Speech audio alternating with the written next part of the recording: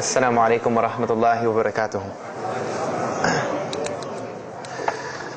الحمد لله إن الحمد لله حمدا كثيرا والصلاة والسلام على رسول الله وعلى آله وصحبه أجمعين.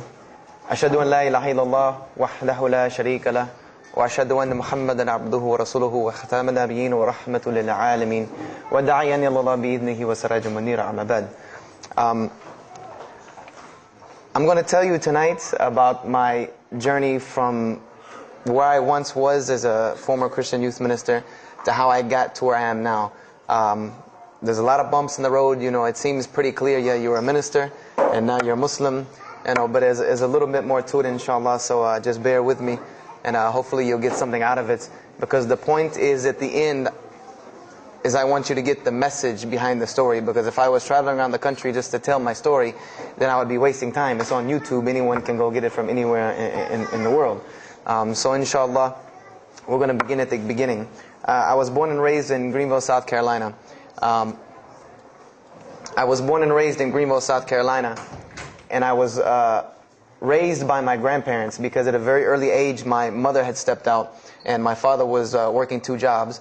So it was me and my grandparents. And my grandparents were the traditional, conservative, Southern Christian folk, as they say. They were born in, they were very, very conservative in their ideals and their ideologies, in their ways. You know, as you hear about, people being set in their ways, that was my grandparents. Like we did it this way, and this is the way you did it every single day, and that was it. And we were very religious in the sense that we went to church on Sundays, we went to church Sunday evenings, we went to church Wednesday. And in Christianity, that's considered very religious. And it was not hard for us to go to church, and it was not difficult for my grandmother to drag me to church every Sunday, which as a kid is what they had to do, because the church was 2 houses down from our house. There was 2 houses, and then there was the church. So it was not hard for them to drag me every Sunday. And I hated church as a kid because of the simple reason that, we were brought up United Methodist. And Methodist is, for any of you know, it's very traditional. It's not like you think about like screaming and shouting in church and all that. No, you listen to the preacher, you stand up and you sing, you sit back down, you listen to the preacher, you stand up and sing, you sit back down, listen to the preacher, and that's it. That's all that happens. And the pews, as they call them, the chairs are made out of wood, they're hard, you get tired of sitting there, you're fumbling around, playing with the money that my grandmother gave me to put in the offering plate, all of these things. That's what I remember from church as a very small boy. But the thing that I do remember enjoying about church was Sunday school. Sunday school is what I got enjoyment from, because went to Sunday school, you painted pictures, of like Noah building the ark, you painted, all these pictures of Moses splitting the Red Sea. You learned the stories of Moses freeing the children of Israel from Egypt. You learn the story about him splitting the Red Sea. You learn the story about Noah and the ark. You learn the story about David and Goliath. You learn all these beautiful stories in Sunday school. So this was basically, as coming up, this is what I knew about Christianity, was the stories that I learned in Sunday school, because I never listened to the preacher during regular service. So that was the only thing I knew about Christianity. So coming up, this was how it was. It was just the norm. And the conservatism in my house, just to give you an example, and about the level of conservatism is, let's talk about gender issues. Let's say when I became 12, 13, 14, and I started to actually, notice females, and I actually didn't think they had diseases and wanted to run away from them every time I saw them. Let's say I wanted to have a girl over or something of this nature. It was so serious to my grandmother that I had to make an appointment with her, let her know this girl was coming to my house. We had to sit in the formal living room, which in the South, I don't know how it is here, but you have the dining room, then you have the formal living room with all the nice stuff that you don't go in unless there's company over. And my grandmother either had to be sitting in the same room with us or in the kitchen where she could see directly in the room. I mean, this is just how it was in my house. This is how my grandmother and grandfather were. They were very stern. They were very loving, but there were rules, and those rules were the way they were, and they did not change. So this was my upbringing. And I would say at about the age of 12, 13, 14, more along the age 13, 14, I started going to the Saturday evening youth services at my church that were for 12 and up. And the youth services were held in the gym, and they were totally different than church. At the youth services, you went, we played basketball, we played volleyball, we played dodgeball, we played every kind of sport, and we ate pizza and cake and candy, all the stuff kids like to do. And at the end, the youth minister, who happened to be my catty corner neighbor across the street. When I was 14, he was 17. He was the youth minister, so he would sit us down and give us a 30-minute lecture about Christianity, about something about God. He would give us a 30-minute sermon, and that's how the youth services were. And going to these youth services, I met some other people who went to other youth services. They invited me to Young Men for Christ and other things that were going on in South Carolina. And so I started to go to these different retreats and camping trips with them. And so that is when I would say that I started to become a Christian out of will. I became a Christian because I wanted to, not because it was something I was dragged to do. I started to actually want to be Christian. This is something I wanted to do. I made my own choice and my own decision to do it. So when I turned 15, I started going to high school. And when I was a freshman in high school, my best friend, who was the youth minister, was a senior in high school.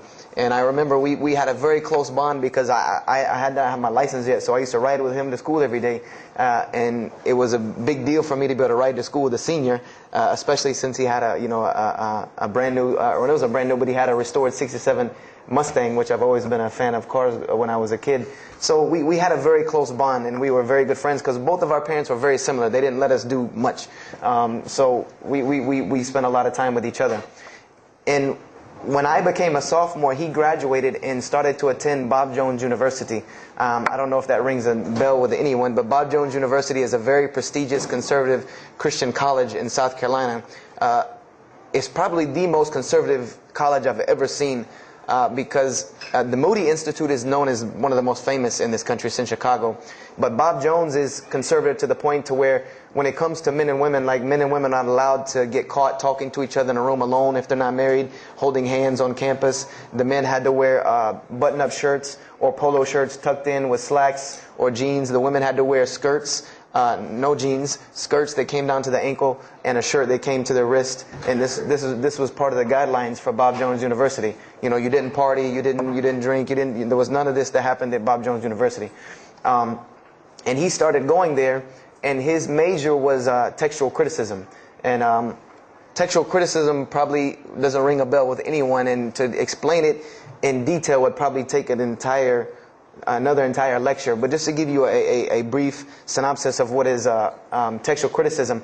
A textual critic takes the ancient manuscripts of the Bible, the pieces of parchment that were found all over the world, and he has to learn Hebrew, Greek, Aramaic, Latin, these languages that these parchments have been found in. And he has to take these scriptures and try to find out where they came from, why there are variations in the many different versions of the same parchment. Let's say you have Matthew chapter 1 from the Bible. There might be 5,000 different variant readings of Matthew chapter 1 in 6 languages. And so he has to be able to take all these and sift through them, try to find out why there's so many variations of the readings, and then determine which one is the original. And that's not as easy a task as it seems. You could figure, which whenever the oldest is probably a more original, which is not the case since there are no originals. You might have one parchment that is the oldest parchment of the group, but it might be a copy of a copy of a copy of a copy of a copy of a copy laden with mistakes. And then you might have the newest parchment in the series that might be a once over copy from an original, or a twice over second copy from an original. Therefore, it would make the newer parchment more original than the older one. So it's not a very easy field to go into. And he started studying textual criticism, and being that I was his best friend, I started studying textual criticism. Whenever he was, doing his homework or research papers, I was right there with him. Whenever he did a homework, he would always let me read it. Or when he finished his papers, he would give them to me. He would pass down all of his papers to me. Every textbook, when he was done with it, he would give it to me. I started to learn a little bit of Greek, a little bit of Hebrew. So I became, started to become a layman's textual critic, and I applied to Bob Jones University in my sophomore year because it was a 3-year waiting process for Bob Jones. And when I turned 16, almost 17, my friend came to me one day and he asked me a question that I had never really even pondered upon. He asked me, he said, "Have you ever read the Bible?" And I said, no, in church. I mean, yeah, we've all read the Bible in church. You know, your parents make you open it up and look at it. And at the Bible studies I went to, Young Men for Christ, we did have Bible studies, and we'd read a few passages and talk for 2 hours about those few passages. But he's like, no, have you ever read it? You know, like you read a book beginning to end. I said, no, I don't know anybody that's read, nobody that I knew had ever read it, beginning Genesis 1:1 to the end. He said, but this is the inerrant Word of God, as we are taught. This is our instructions on earth. Why haven't we read it? You know, why have we not read this book? And I said, you know, that's a very good question. And he gave me a challenge. Well, it was basically a challenge for us both.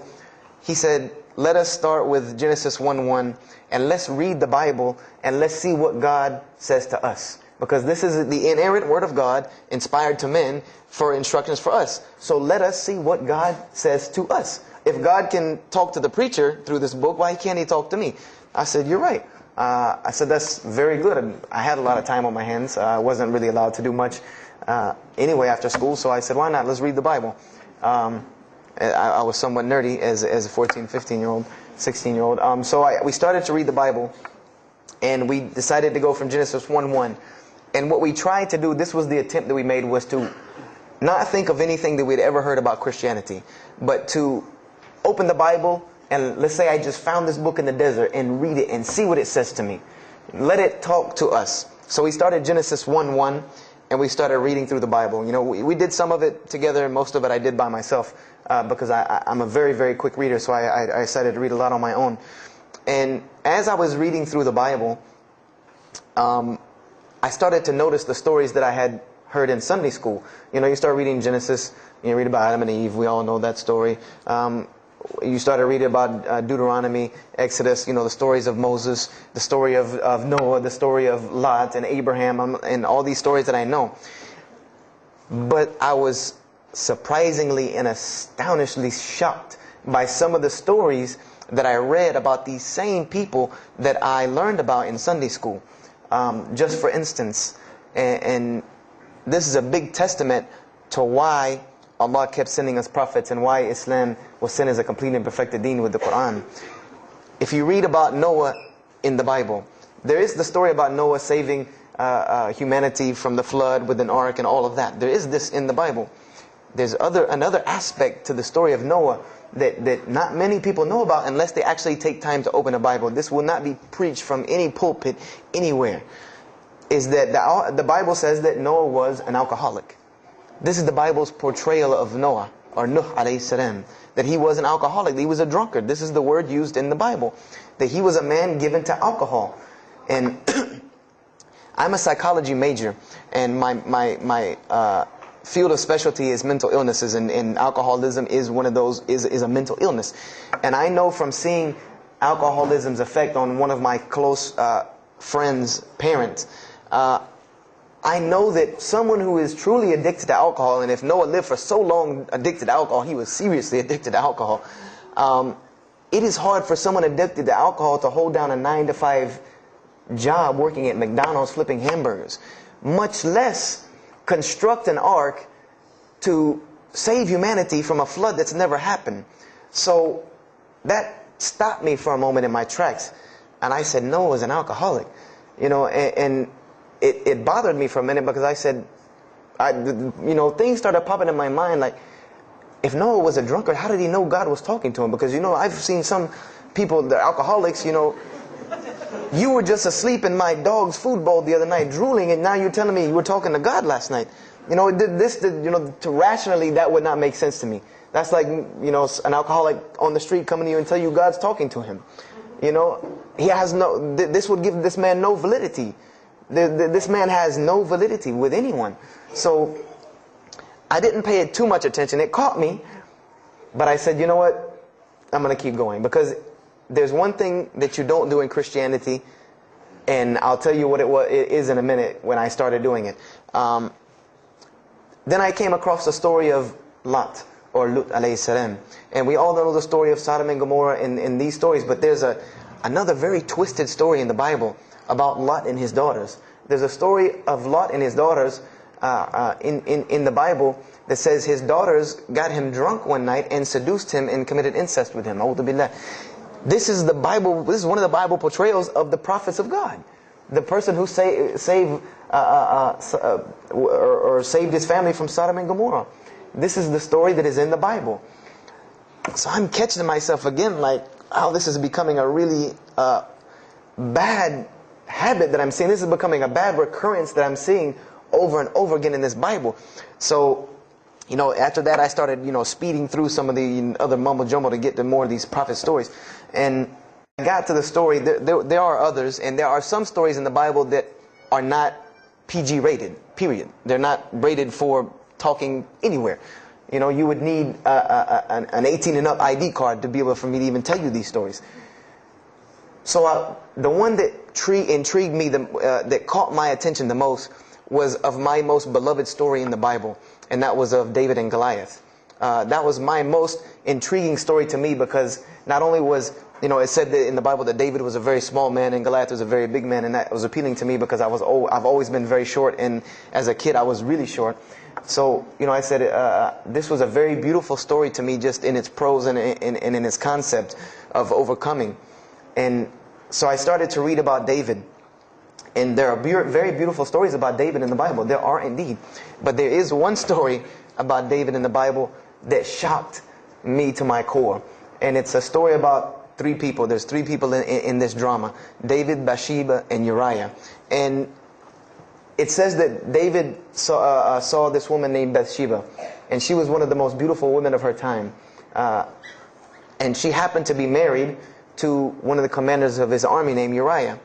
But David on this day decided that he was not able to resist his temptation to be with this woman Bathsheba, so he did. And he committed adultery with her.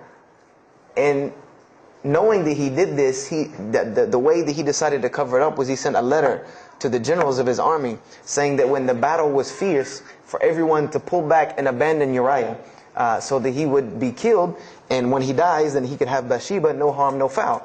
So David went from being the slayer of Goliath, the hero from man, to an adulterer, a plotter, and a murderer. And so this is when I really caught myself and said, hold on now. Something's wrong here. Something's got to give. I said, because to me, God's prophets in my mind were people of example.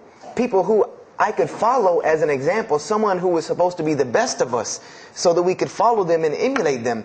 And they're turning out to be worse than some of the people that you see on America's Most Wanted. David is somebody that, if I only knew this about him from the Bible, I see him coming down the street, I'm going the other way and calling 911, because he has to have a warrant out on him for something.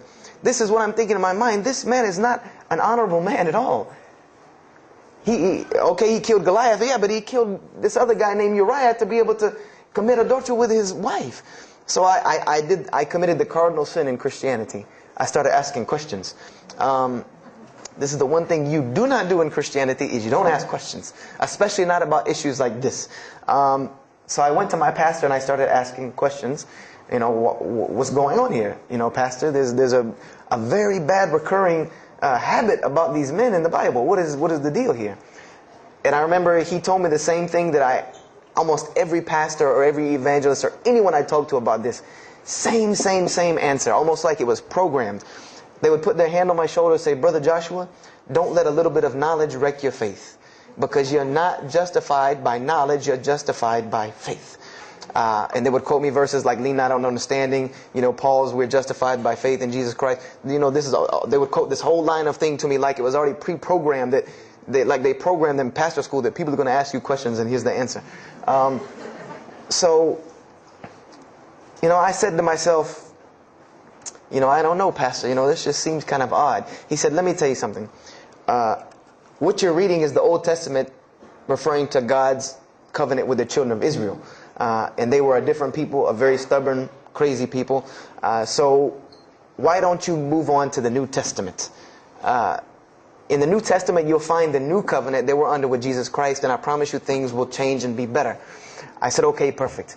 So I went ahead and finished and got to Malachi and then started with the New Testament. So I opened the New Testament. I said, here we go. Let's start all over again. But there were a few things that I had learned from the Old Testament that I wanted to keep in mind when I started to read the New Testament. I learned, number one, that God was one in a unique sense. This is what I learned from the Old Testament, that God was one in a singular, unique sense. This is over and over and over and over very clearly in the Bible. God's nature is one. This is so clear through the Old Testament. And that He was very jealous about His worship. And every single time the children of Israel would turn to something else other than Him, He would punish them and restrict their lifestyle. This is something that I learned. And it kind of, the similitude to me with how God dealt with the children of Israel was, and I hate to use this stark contrast, but it's almost as if one of us went out, God forbid, I hope not, and let's say we went out here and robbed a bank. You rob a bank, you're going to jail for a long time. And every day when you wake up, do you think that jail is going to look like the Hilton at LAX? No, I doubt it. It's probably dark, cold, bad food, orange jumpsuits, not nice people, the whole 9 yards. And the reason why this is, and I know this now from studying psychology, is that this is supposed to be a stark reminder every single day when this person wakes up that you are in jail. This is supposed to remind them every single day you're in jail because you committed a crime. And we run this, not you. This is the message that is being portrayed to this person in jail. So when the children of Israel kept rebelling against God, He restricted their lifestyle. If you study Judaic law now, it is some of the most strict religious law you can find. All of the good things that we enjoy as Muslims, even when it comes to dietary laws, like the good parts of the meat that we are allowed to eat, they can't have these things. These are things that are restricted from them. Why? Because God, Allah, wanted to remind them every day that I am Allah. I am your God. You will worship me. I run this, not you.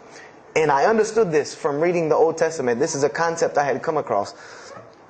So I started with the New Testament, Matthew, Mark, Luke, and John. And one other thing that I did when I started to read the Bible was, if you go to Barnes & Noble, let's say you go to Barnes & Noble and you take a book off the shelf. What is usually the first thing you look at? The title.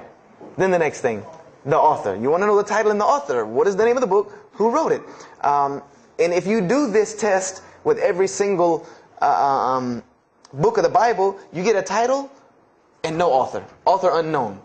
Or author is appears to be so-and-so. Or we derive that so-and-so possibly written this. Like let's just say for Exodus, they say Moses wrote Exodus. Which if you read some of Exodus, he couldn't have written all of Exodus because the last part of Exodus is Moses' death, burial, and Joshua taking over the children of Israel. And now unless Moses was a sure indeed prophet that was able to write things after he died, then he did not write these things. And so when you go to Matthew, Mark, Luke, and John, I wanted to know Matthew who, Mark who, Luke who, John who, because it's called the gospel according to Matthew. The bad thing is that no one knows. No one knows because no one pinned their name down to these things. No Bible scholar in his right mind will tell you that we know for sure Matthew so-and-so wrote this, Mark so-and-so wrote this, Luke so-and-so wrote this, John so-and-so wrote this. It's factual information that we do not know who wrote these. So I was intrigued. I'm like, that doesn't, why would somebody write this book that's supposed to be passed down over generations and people are supposed to, this is the inspired word of God to guide mankind, and nobody decided to pin down who wrote it. But anyway, I started to read it, and I started to notice things about the teachings of Jesus Christ. And they were not what I had learned in church. When Jesus spoke, He spoke of the nature of God. And when He spoke of the nature of God, it was the same nature of God that I found in the Old Testament. Jesus said many times that God is one. God is unique. He would even quote from the Hebrew Scriptures. Hear, O Israel, the Lord your God is but one. When He was asked, what is the greatest commandment? Or He was asked the greatest commandment. He said the greatest commandment, and every Muslim should understand these two concepts. This should be nothing new to you. The greatest commandment is to love the Lord your God with all your heart, with all your might, with all your strength, and then to love your neighbor as you love yourself. He said the rest hang on these two, which we know in Islam we have rights of the Creator and rights of the creation. So this was the concept that He was teaching. And he even said in 1 John 5:17, and this was more clear to me than anything else can be. This is life eternal, that they may know you, the only true God, and Jesus Christ, whom you have sent. And when you look at that in the Greek and the Aramaic, it is almost exactly to a T of La ilaha illallah Muhammad Rasulullah. Now that I know Arabic and have understood that, very same similar statements. Yes, indeed, there were some implicit statements about that you could implicitly, if you took them and separated them from everything else, you could maybe derive that Jesus was trying to claim some divinity or something for himself. But I also know from doing psychology, and I did a little bit of law too, that an implicit statement cannot override an explicit statement. An explicit statement always takes precedence. So if Jesus said God is one, and he anagorically may have alluded to God being more than one, then the clear statement overrides that each and every single time. So this is what I found through the New Testament. And I also found that Jesus taught salvation. But his salvation that he taught was obeying God and following the commandments. This was his mode of salvation. One man asked him, "Good master, tell me how I can inherit the eternal life." He said, "Follow the commandments." Follow the commandments. He even, in Matthew, was so sincere about it. He said, "Whosoever shall follow the least of these commandments and teach men to do so shall be called the greatest in the kingdom of heaven. But whosoever shall break the least of these commandments and teach men to do so shall be called the least in the kingdom of heaven." So this I understood very clearly, that Jesus taught the same nature of God that was in the Old Testament. He taught that the salvation lied in worshiping God and following the commandments. This I understood. Matthew, Mark, Luke, and John were very clear about this. There were other things, the only begotten Son, but these things were not in red letter, so I did not give them as much weight as what I did to the actual words that Jesus Christ was saying out of his own mouth. So I read Matthew, Mark, Luke, and John. All of it was saying the same to me. I said, I was thinking to myself, this is not what I was taught about Christianity. You're taught that God is 1 in 3, 3 in 1. 1 equals 3. Father, Son, Holy Spirit. Jesus died on your cross to forgive your sin. And there was another thing that I noticed from the Old Testament, and this is a beautiful lesson to Muslims, because you're asked this all the time, especially when it comes to dawah. And I never put 2 and 2 together until I learned Islam and then read the Bible one more time. Is I wanted to know why the Jews wanted to crucify Jesus so bad. Why so bad? They could have just mobbed him anywhere and killed him on the street. It's not like he had clans like the Arabs that would have come and backed him up. I said, why didn't they just kill him? Why were they so strict and sincere to tell Pontius Pilate, you got to kill him and you need to sanction it. We can't do it, but you need to sanction it to kill him. And now I understand it. Was that Jesus had a mission, and that mission was to share God with the world. And Paul even kind of tells on himself in his book of Galatians as to why Jesus was meant to be crucified, or the Jews wanted to crucify him. Paul said that the crucifixion is the stumbling block for the Jews. And he explained in Galatians that Jesus Christ, and this is how he tried to roundabout explain it, was cursed for us, to remove us from the curse of Allah by taking this curse upon us. For it is written, and he quoted the Old Testament, everything that hangeth on a tree is cursed.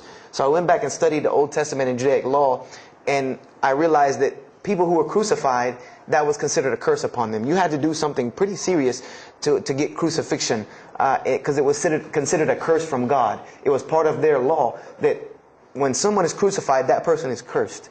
So wherever they buried these criminals, like in the graveyards in Israel, in Jerusalem, in Palestine, where they buried these criminals that were crucified, this was considered cursed ground.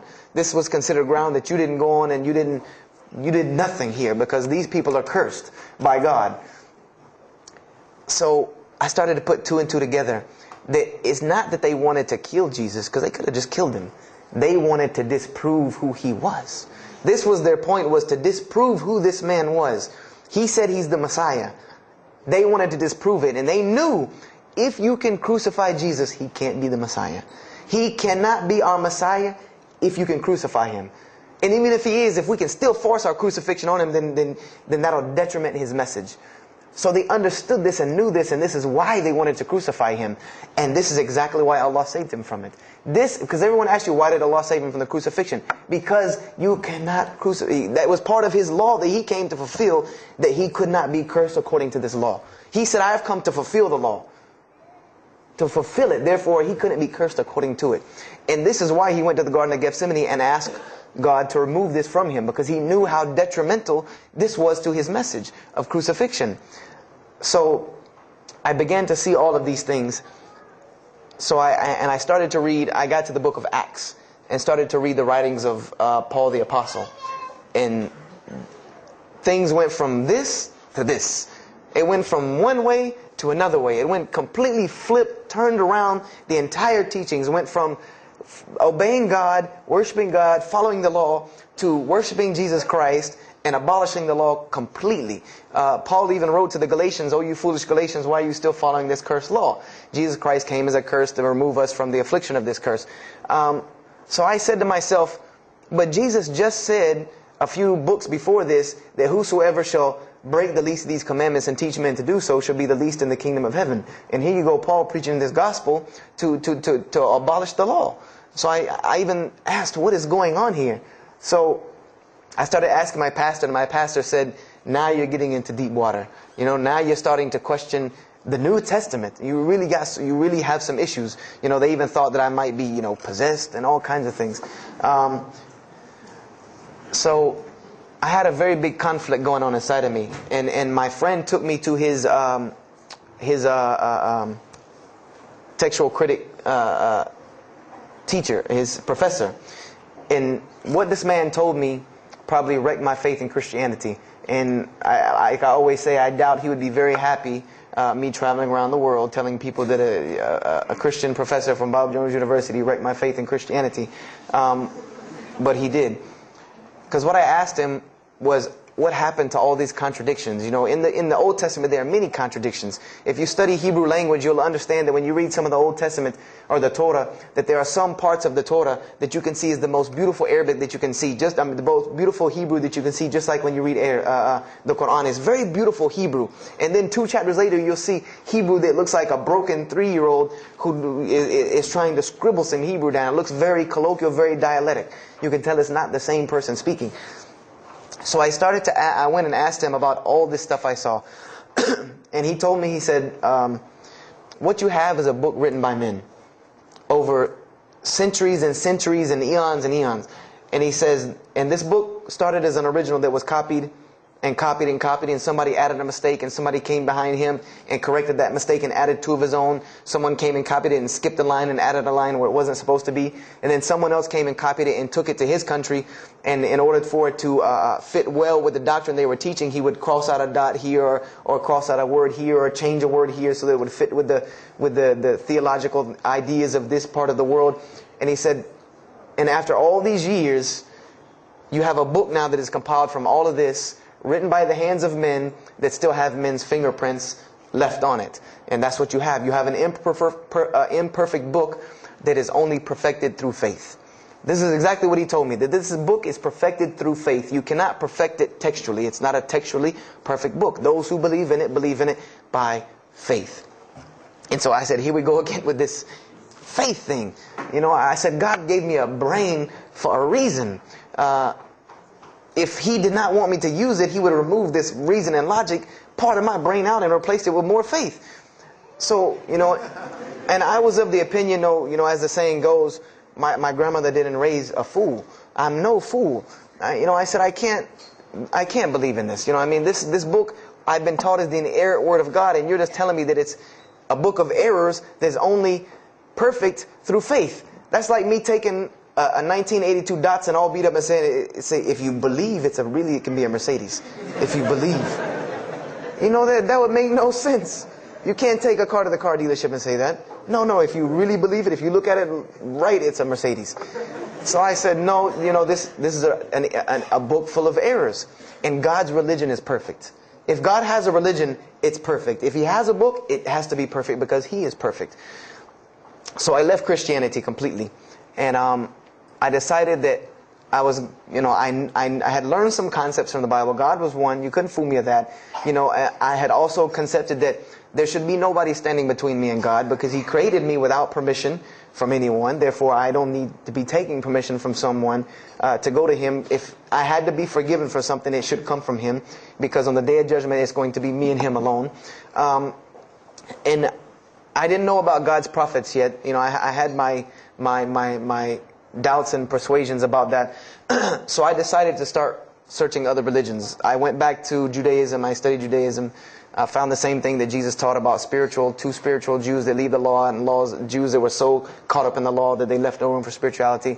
I studied Buddhism, Hinduism, Taoism, Confucianism, Wiccan, Bushido. Everything I could get my hands on, every type of ism or religion, I studied it. But there was one litmus test that I used for every religion. And whenever I met them, or the people, or whatever about this religion, I would always ask them, do you have a book?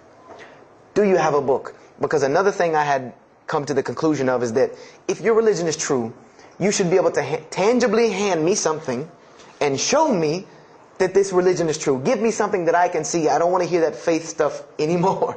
I heard that all my life, and look where it got me. It got me thinking I'm driving a Mercedes running around in a 1982 beat-up Datsun. I said, no, you have to show me. And so I read the Bhagavad Gita, I read the Torah, I read the Scrolls of Tao, I read the Code of the Bushido, I read the Wiccan Book of Spirits and Spells and all that other magic stuff they have. And I read all of these things, and I found something very congruent with all of it, was that there were very same philosophies and teachings in all of these major religious books. They all talked about God and His nature. Most of them alluded to the fact that God is one, and that God sends messengers to us and people to us to teach us. But they were filled with a whole bunch of garbage, to be honest with you, that I couldn't logically, rationally believe. So at about the age of 17, just about the time, about 17 and a half, I gave up my search for God. And I became kind of angry with God, because I said, here I am looking for you, and I can't find you, and it doesn't look like you're giving me any help. And I don't know how many of you know, but for a 17-year-old that is frustrated with God and the world, there's a lot of trouble he can get into. There's a lot of things he can do to put himself in predicaments when he's frustrated with the world and had come to the conception that, if there's a God that exists, then He doesn't really care about me. That's a kind of a dangerous young man. So I started doing the whole partying in trouble, going to parties, drinking underage, all of this stuff I started doing. I'm a perfectionist at heart. So when I was a Christian, I tried to be the best one I could. If I was going to switch to being any other religion, then I was going to do that 100%. So you better believe when I went after the dunya, I did that 100%. And I was a martial artist since I was 15 years old. And even though it was only 2 years, 2 years at 17, you think, you're Bruce Lee. So I got into a lot of fights. Got kicked out of school, had to go to another school, got in one fight, got arrested for a fight, and there were a couple incidences that stopped this downward spiral, because I was on a very, very quick downward spiral and I believe if I would have continued on that downward spiral, I would probably end up hurting someone, killing someone, or them hurting or killing me. And there were two incidents that brought that to an abrupt stop, like pulling the emergency brake. And the first one was a car accident that I was in. My friend and I were on the way back from Clemson University from a frat party, and we were driving up 385 in South Carolina, and we were both highly intoxicated.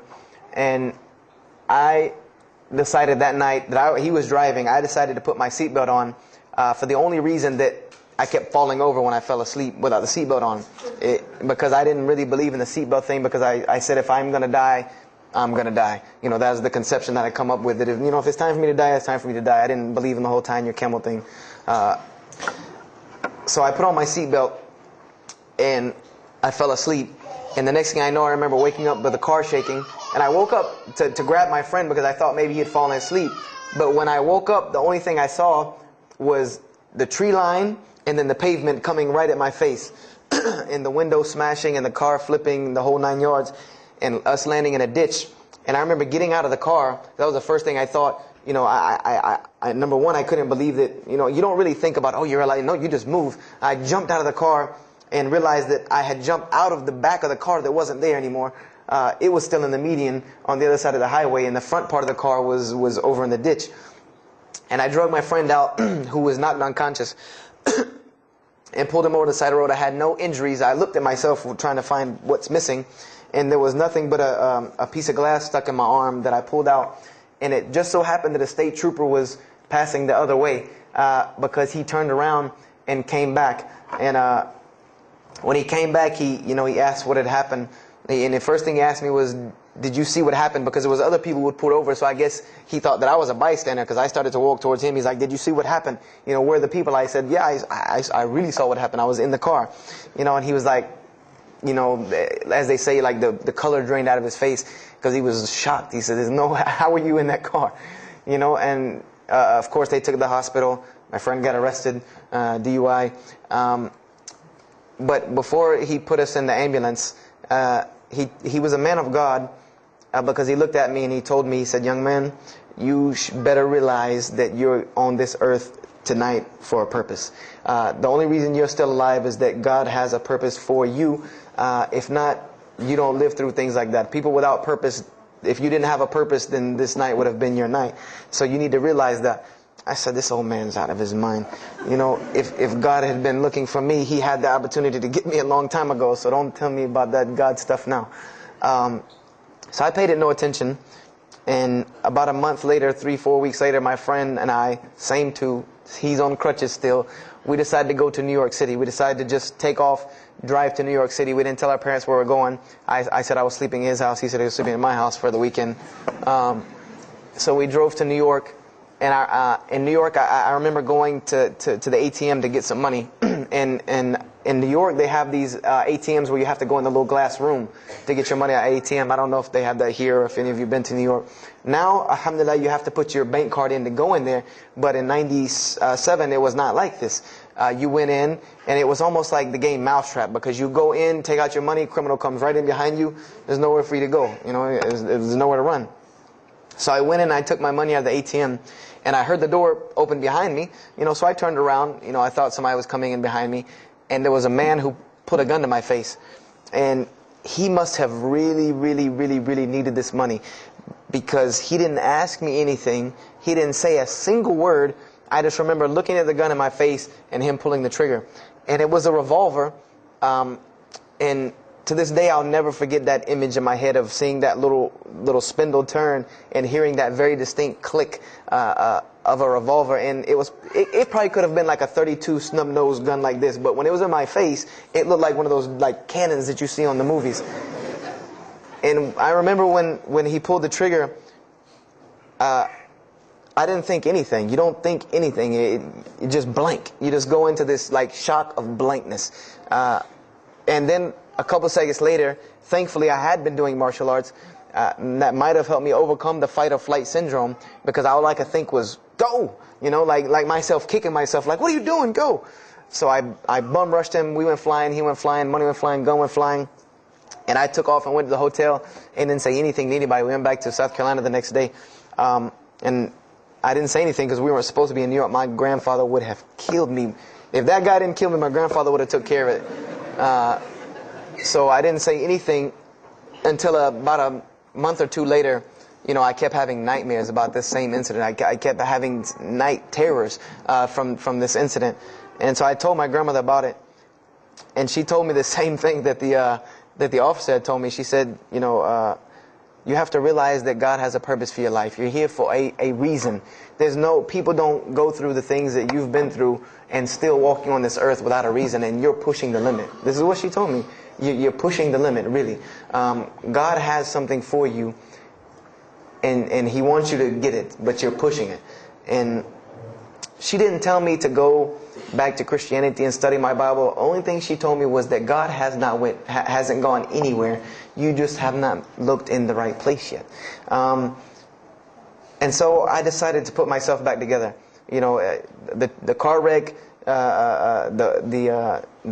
gun thing, the getting arrested for fighting, like all of that, like really made me stop really quick and think, that I need to get my stuff together.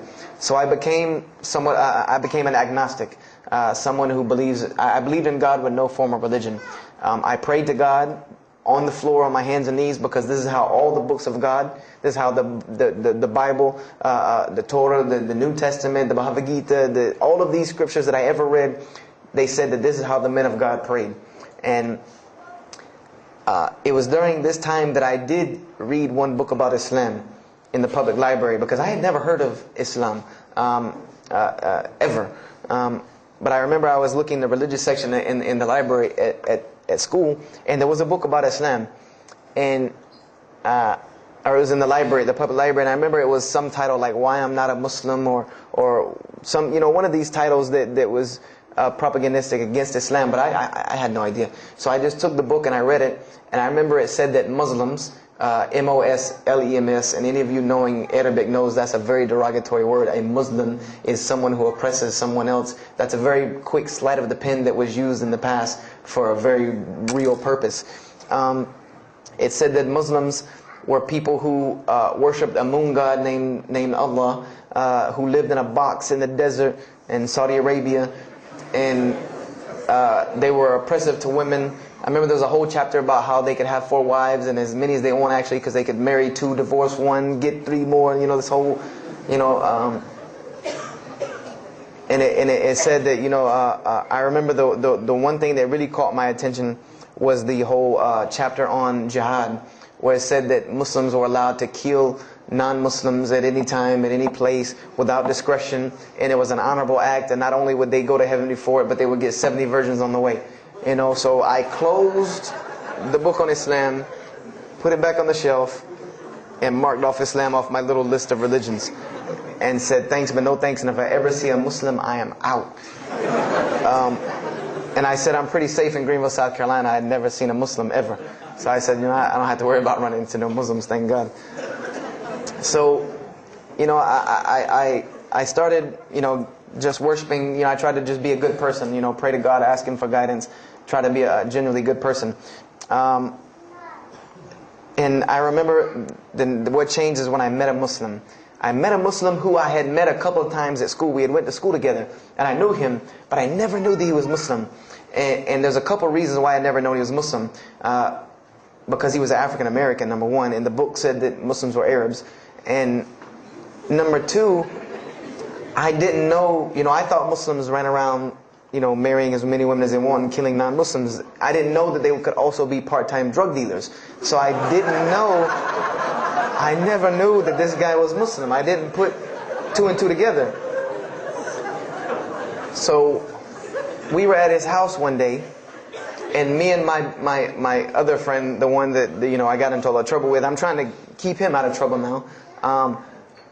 We were at his house, and we were debating something about religion. I forget what even the topic was, but you had 2 teenagers thinking they know everything. And I was trying to explain something to him about the Bible. And that guy came in and was listening. He said, "Have you ever heard of Islam?" I said, "Yes, I've heard all about Islam." He was like, "Okay, so what do you think of it?" I said, "What do you mean what I think of it? That's probably the worst religion I've ever seen on the face of the planet." He's like, "Why?" And he's like, "I'm a Muslim." I was like, "Man, stop playing." You're an African American. He's like, "So?" I'm like, "The book said you guys were Arab. All the Muslims were Arabs." He was like, "What else did you read in the book?" And I told him. He was like, "Man, what in the, what have you been reading?" He's like, "You need to go to the mosque for Jummah." He's like, he told me, he said, "I'm not a good Muslim." This is what he said to me. He said, "I'm not a good Muslim. I'm not even going to try to front and say I'm a good Muslim." He said, "But I can guide you to some people that can tell you the real truth about Islam," because he knew about my story about wanting to find religion. And he said, "You need to go to the mosque for Jummah." And I said, What's Jummah?" He said, "It's just like church with no chairs." And I said, "I can do church with no chairs because in church the chairs were the worst part anyway." Because they had these hard benches that you sit on that are like this, and they're so hard. I said, "That's good. You sit on carpet? Wow, man, every church should be like that." And I said, where's the mosque? He said, it's on Wade-Hampton Boulevard. I said, where on Wade-Hampton Boulevard? I lived on Wade-Hampton Boulevard. I lived right off of Wade-Hampton Boulevard. He said, you know where Lee Road intersects with Wade-Hampton? I said, yeah, I live on the other side of that intersection. He said, it's right there. I said, no, it's not. There's nothing. There's a gas station or a church. He said, yeah, you know that church, the Evangelical Missionary Training Facility? I said, yeah, I used to take missionary classes there. He said, you know that building in the parking lot with the gold thing on top? I said, the gym? He was like, no, that's the mosque.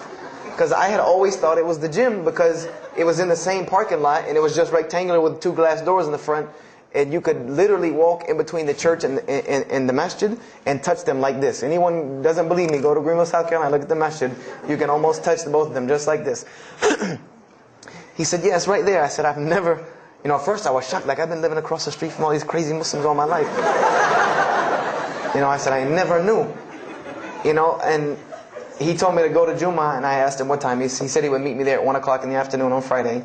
So I said, okay. I went on Friday. And I'm waiting outside for him. I'm not going inside. That's not happening. And I'm seeing all these people going in. And at this time, it was a predominantly Indo-Paki Arab masjid. Anyone who went in was not American, period. And I did not see even one African American going there. And I did see one. And then when he went in, I heard him talking in a dialect that I realized he was probably from Africa. So I said, he's not American. So I'm not going, I'm waiting, and I'm standing outside sitting on the church steps, and the imam pulls up and parks right in front of me, who I had no idea he was the imam. But he got out and he asked me, am I waiting for someone, this, that, and the other? And I explained to him. He said, oh yeah, we know this brother. You don't see him that much, but we know who he is. He said, I'm glad you came. He was a very, very nice, gentle young man. And he invited me into the mosque, and I kind of wanted to wait on my friend, but I didn't want, at the same time, I didn't want to tell this man I don't want to go in. So I went in, and they put me in the back and gave me a chair anyway. And I said, I came to sit on the floor. And they gave me a chair anyway, and all of these people are piled up in front of me. And there's no Americans here. And I'm starting to wonder, if this is a setup. Because it's starting to smell like a setup to me. Because in my mind, I'm like, you've been set up before, and this seems kind of like this. So, and I'm starting to think in my head, scenarios, a young mind at play. I said, this other guy, my friend, he probably was in the same situation like me, and he probably made a deal with them to get out as long as he brought other Americans and tricked them into coming to the mosque so they could do their jihad after Jummah and get their 70 virgins. So I'm sitting here, and there's all these people in front of me, and then there's a curtain with all these people behind me making noise, and I have no idea who's back here. So I'm stuck in the middle of this. I hear that it's some women, but I don't, there's a curtain. I have no idea. So I'm like, there's something very odd about what's going on right here. I'm like, just let me make it. I'm starting to look for the exit. I'm like, calculating how many people are between me and the exit. I know some martial arts, so I said I'm going to hit a couple of them, and I'm out. And then the imam came, and I just now realized that he was the imam because he got up on the minbar, and they started to call the adhan. And, I said, okay, that man seemed nice. He seemed genuinely nice. So I felt a little more comfort. And then he got up after the adhan, and he started his khutbah. Inna alhamdulillah nahmaruhu. I said, oh my God. I said, I bet you he's talking about me. And he's being forceful. He was getting loud and banging on the minbar, and he's pointing in my direction. I'm like, oh man, I got to get out of here really quick, I said, well, I'm going to take my chance with the women behind me. I'm going through the curtain. And then he started to, when he got done with his Arabic tirade, he started to explain it. That verily all praise belongs to Allah alone, or God alone, and Him do we worship, and Him do we seek help and assistance. We seek refuge with Him from the evil that lies. He explained what he said in Arabic, and it sounded to me so beautiful. It was very, very beautifully prosed, what he said, and I wanted to know where he got that. I said, where did he get that? Because it was only about God and about the nature of ourselves. All of us should know that the beginning of the khutbah, and he quoted the 3 verses from the Quran. O you who believe, fear God as He should be feared, and do not die. And instead of state of submission to Islam, he was a very wise man because he translated everything. It was almost as if he knew I was there and translated everything for me. And he. I remember to this day what the khutbah was about. And I don't know if he did it because I was there, or if that was his already planned khutbah, but it's almost as if it was meant for me. The khutbah was that, the title of it was that the forgiveness of Allah is open to anyone at any time, at any place, no matter what, unless they have committed shirk. And the prose of the khutbah was a very long hadith. That some of you will know.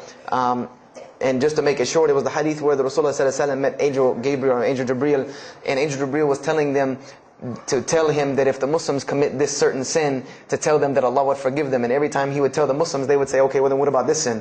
And he would go back and meet with Angel Jibreel, and he would go back and come back and say, tell them that Allah will forgive him for that. And this discourse happened, for many different sins. And then finally Angel Jibreel alayhi salam said, tell them that Allah has said, no matter what they do, even if their sins are compiled, like the oceans are from the east to the west, as long as they have not associated a partner with Allah, tell them that Allah will forgive them.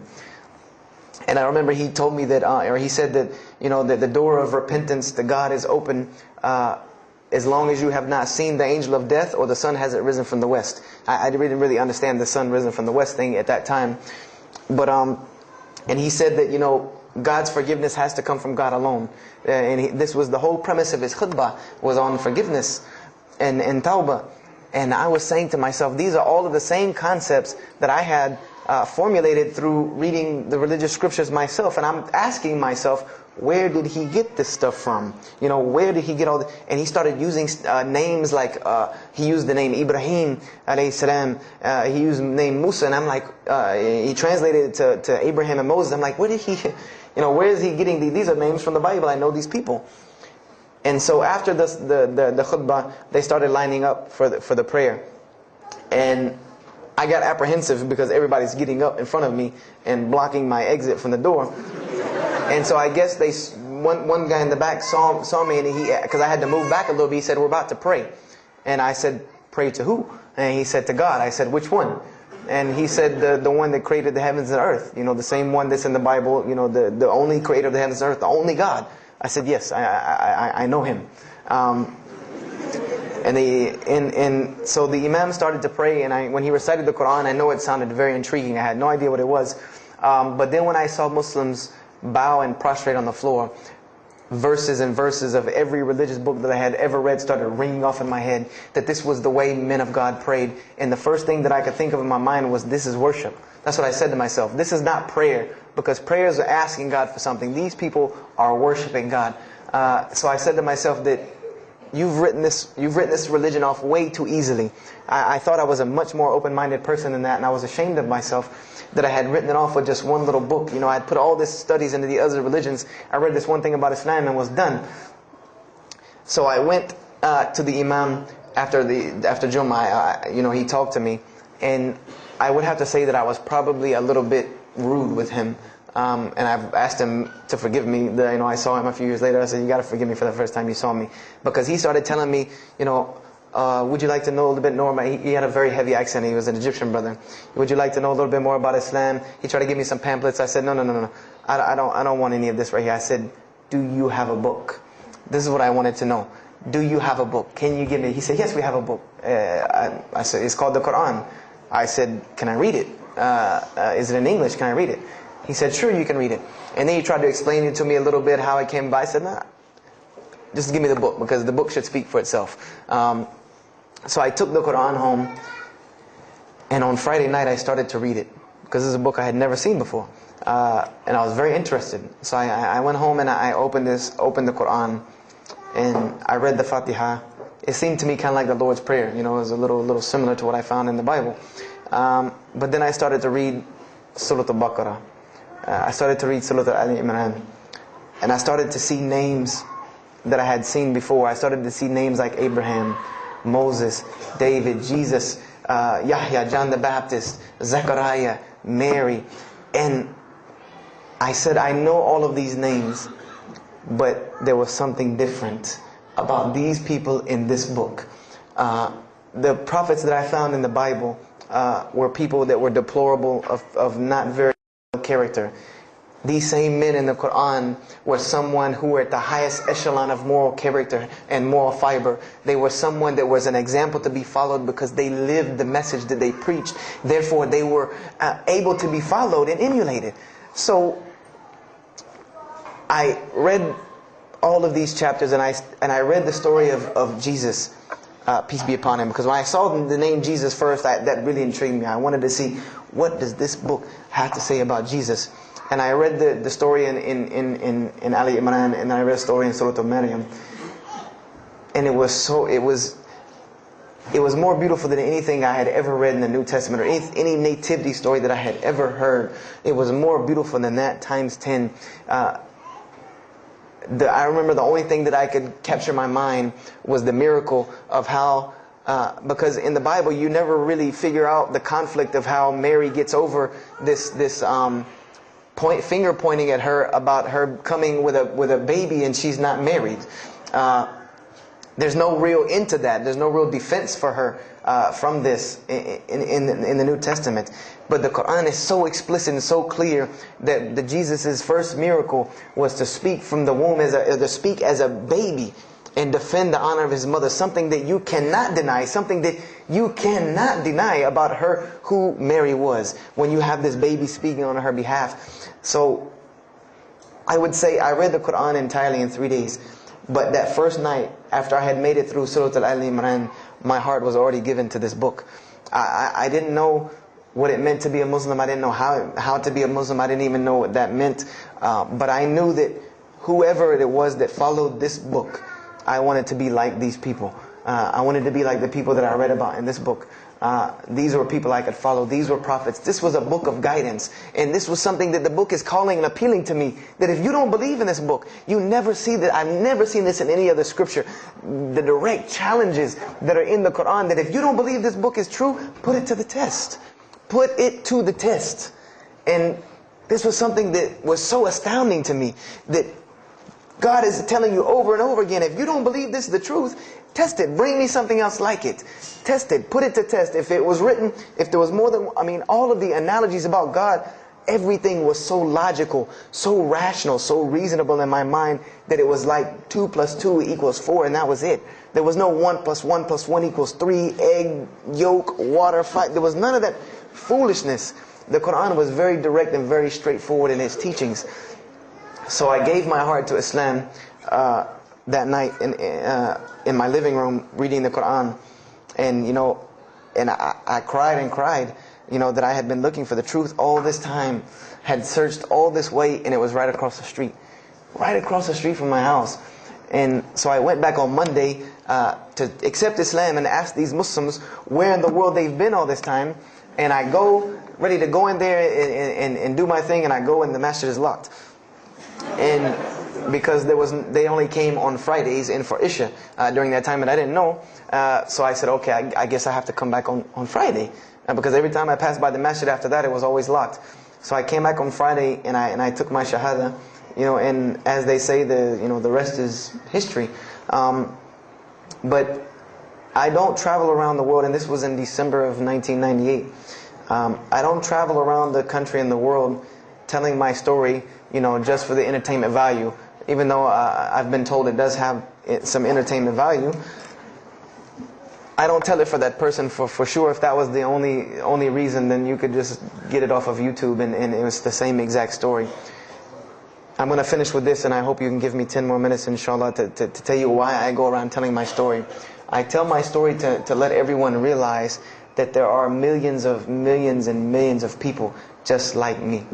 Just like me in 1998, searching for the truth, can't find a way out. There are millions of people. There are probably millions of people in California, hundreds and thousands, if not millions, right here in in Orange County and Los Angeles in the Southern California area, that want to know the truth, that are tired of hearing the same garbage preached to them over and over again, tired of this shaitan box telling them the same thing over and over again, tired of the world being in the condition that it's in, tired of their life being in the condition it's in. And we as Muslims have the solution to every single one of their problems. And guess where we keep it at? Right here inside the masjid. Right here inside the masjid, we have all of this truth. We have the solution to every problem in the world. You want to solve the world hunger? The problem of world hunger? Islam has the problem. You want to solve the problem of world poverty? Islam has the answer. You want to fix the economic situation of this country? Islam could fix it tomorrow. And this was in an op-ed piece in the Washington Post. In the Washington Post, there was an op-ed piece that the two markets that are falling apart in this country are investments and housing. And there are two people in this market that while the rest are bottoming it out, this market is steadily climbing. It's not getting rich overnight like people want to, but it is continually going up, and that is Islamic financing and Islamic housing markets. These two things are so steady and so strong that economists in DC are trying to figure out how they can take some of these Islamic principles, from these investing and housing firms, and plug them into this system to give it some stability, because they realize that you won't get rich overnight in the Islamic system, but it will be stable. It will be something that will give stability. So they are starting to find out that Islam has the answer and the solution to their problems. But we already know this. We already know this, that we can solve every world problem with Islam, would put it into it. But the problem is, we're hiding it from the people. Unfortunately, willingly or unwilling, knowingly, unknowingly, we are hiding this from the people. And there's a statement in the Quran and that Allah warns the Jews about what they did with their religion. And it is a statement that is left in the Quran for us, that verily those who conceal the evidences and the clear proofs, after we have made it clear for them in the book, they are those who are cursed by Allah and cursed by those who curse, unless they repent and reveal that which they have been concealing. Those I will accept their repentance, because I am the one who accepts it, the most merciful. We have become guilty just the same way the Jews have of hiding the truth about their religion. When they saw the Prophet Muhammad ﷺ, they knew the truth and wanted to hide it. People, we know the truth about Islam, and we are hiding it. We as Muslims are running around begging Allah for dignity and honor and help, when He has already given it to us in this deen. Everything that a Muslim could ever want has already been given to him in this deen of Islam. Anything that you ask Allah for, there is an account set up for you to go take it out of. You just got to find it where it's at. And any of you, I'm not going to go through the ayahs for they're too long, but if you want to know the solutions to every one of your problems in this world and the hereafter, just go read Surah Al-Saf, ayah 10 through 13. Very, very easy solution. If I had the time, I would read them to you, inshallah. But we have the cure to every disease in the world. And we're not giving it to the people. And I want to use this as a parable, because I really want this to hit home with you. Let's say, what is your name, brother? Abdullah, mashallah. Let's say me and Abdullah are best friends. We're brothers in deen. We're roommates. And we've been roommates for years and years and years. And let's say brother Abdullah has contracts an illness, a disease that is one of the most painful diseases that any human being can ever go through in his life. And it's not something that is going to kill him quick. Let's say this disease is going to suffer and fester with Abdullah and make him not be able to eat, sleep, nothing. He's just miserable all the time. When I come home in the evening, he's rolling around on the floor in pain. And let's say I know him in this condition, and let's say one day I come across the cure for his disease. Someone tells me that if you give this to Abdullah or anyone like him, he will be instantly cured and he will never suffer again. And let's say I take that and put it in my pocket, and I don't give it to Abdullah. Why? Why don't you give it to Abdullah? Well, number one, I'm way too busy. I have 2 jobs, going to school, I have a long commute back and forth, I got to drive up and down the 405 every day. I don't have time to give Abdullah this medicine, man. If he wants the medicine, he'll go get it himself. I don't have time. I'm really busy. Number 2, I'm not a doctor. I should not be prescribing Abdullah medicine, and I'm not knowledgeable in medicine. He should, if he wants help, he should go see a doctor. I'm not a doctor. Number 3, Abdullah's, please forgive me, but Abdullah's kind of stubborn. He doesn't really listen very well. He probably, he's kind of set in his ways. So even if I tell him this medicine is good for him and it'll cure him, he probably wouldn't even take it anyway. So why waste my time? Do any of these excuses sound familiar? And let's say I don't give this medicine to Abdullah and he dies. And let's say he dies the most painful death that you can ever imagine. I want to ask you a kind of rhetorical question. I want to ask you kind of a rhetorical question. Do you think on the Day of Judgment that Allah is going to call me and Abdullah up and ask him about this incident between me and him because I've oppressed him? I have oppressed him. I've allowed him to suffer knowing that I could ease his suffering. I'm sure Allah is going to ask us about this. But you know the beauty about Islam is that if Abdullah was a good Muslim, bore this disease patiently and died, he dies as a shaheed, inshaAllah. And on the Day of Judgment, this is how beautiful Islam is, that he could very well come before and Allah ask us about this, and Brother Abdullah say, you know what? Allah, I forgive him. So you forgive him. This is the beauty of our religion. And Allah will forgive me. But the disease I want to tell you about is the disease that every single non-Muslim walks around with every single day, and they don't even know it. It has no real physical symptoms, and that's the disease of shirk, the disease of being jahl, being ignorant about Allah subhanahu wa ta'ala. Allah gives them life, and they worship someone else. Allah feeds them, and they thank someone else. He created them and fashioned them in the womb of their mother and knows them better than they know themselves. And they have no idea who He is. They don't even know who He is. If that doesn't pain your heart to see a person in this condition, then for sure the hearts have become hardened. Because when I see non-Muslims, especially when I sit in places like airports, I see this disease. I see it on them. I see them walking around with it. And there's so many of them passing me, I think to myself, there's no way I could talk to all of them. There's nothing I can do. And this disease is something that not only is not going to show up as a physical symptom, and is going to leave them ignorant about Allah subhanahu wa ta'ala, but when the day they die, they will die the most physically painful death that anyone can ever suffer. The Rasulullah ﷺ said that when the angel of death comes to the disbeliever, it doesn't come kindly. He yanks the soul through the nose, and it's as if his flesh is torn from his bones. It's as if they take Brother Abdullah and turn him upside down and stuff him in a human paper shredder. This is the death that is waiting for those who do not know Allah subhanahu wa ta'ala. And you know the unfortunate thing? That while you've been sitting here listening to me, thousands of people have died.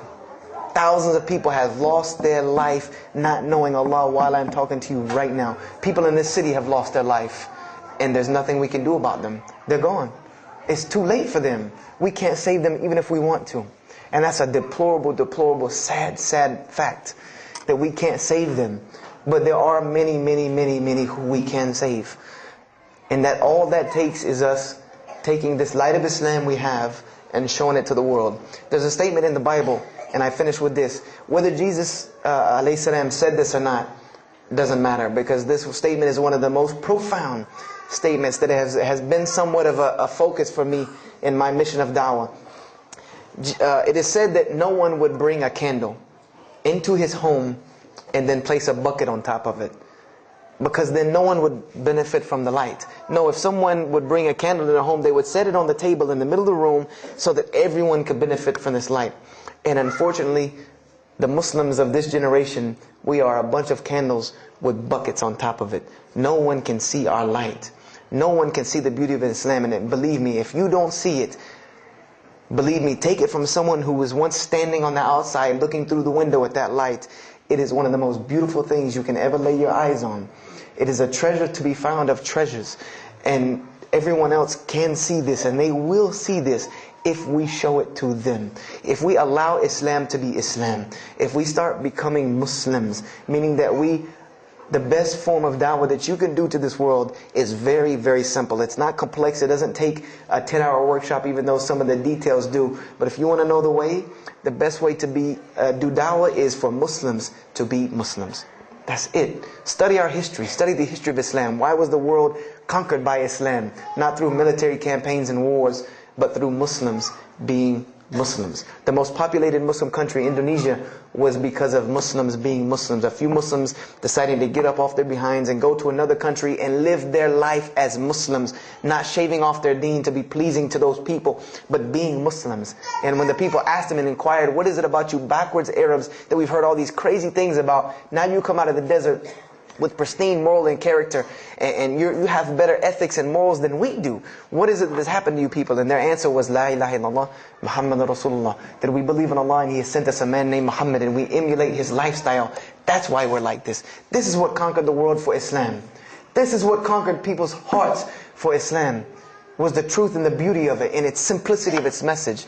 This is what brought me, and this is what the world needs. With all of this foolishness going on in the world, this is what it needs, the simplicity of Islam, whether they want to hear it or not.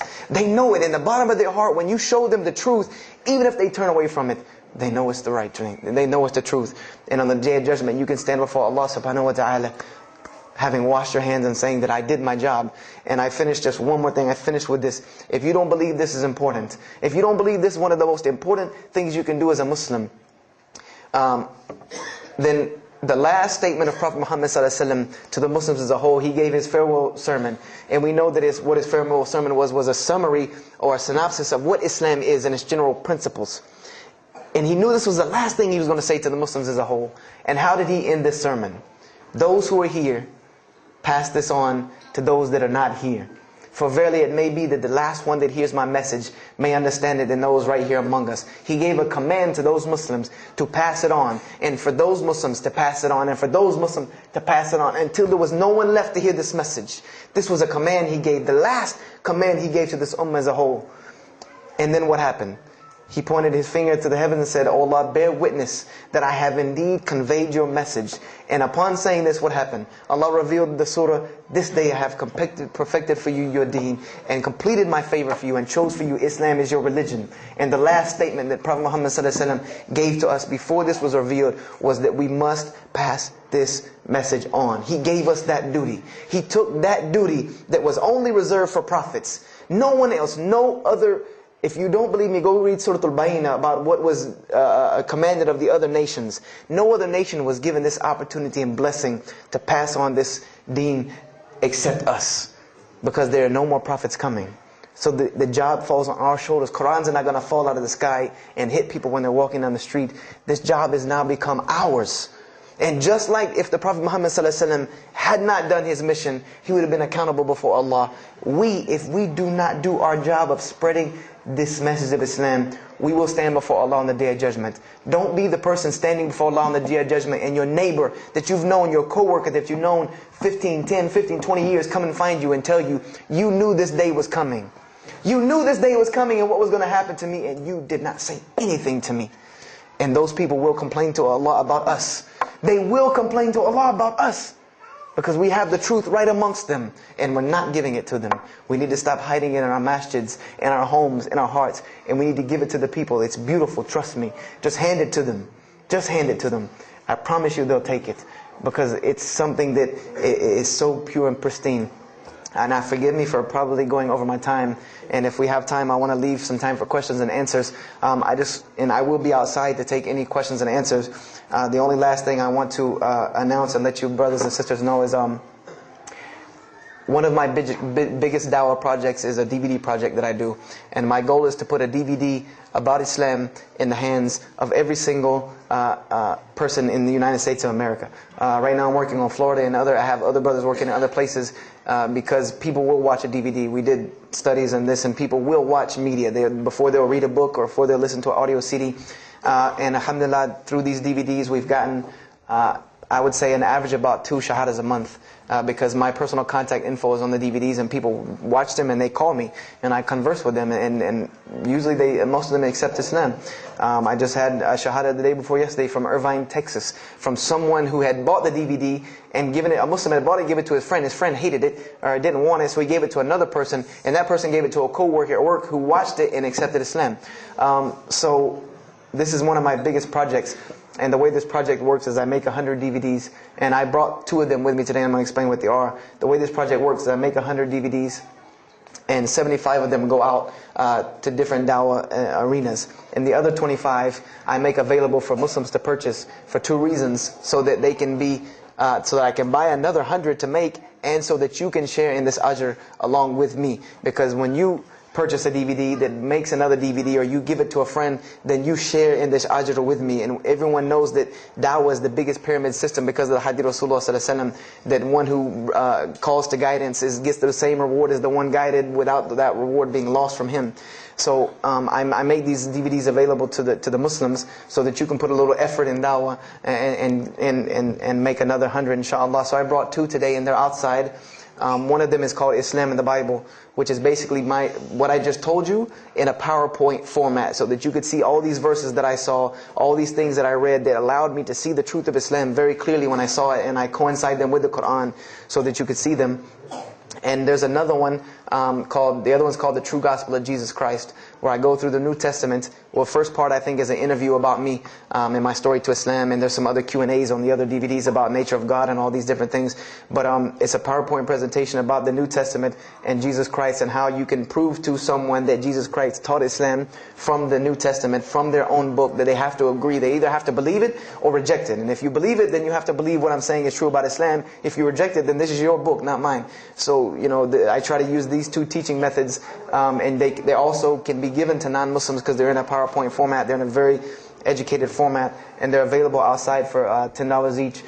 So if you could please don't make me take any of them back home, because they always hassle me about taking 200 DVDs on an airplane anyway.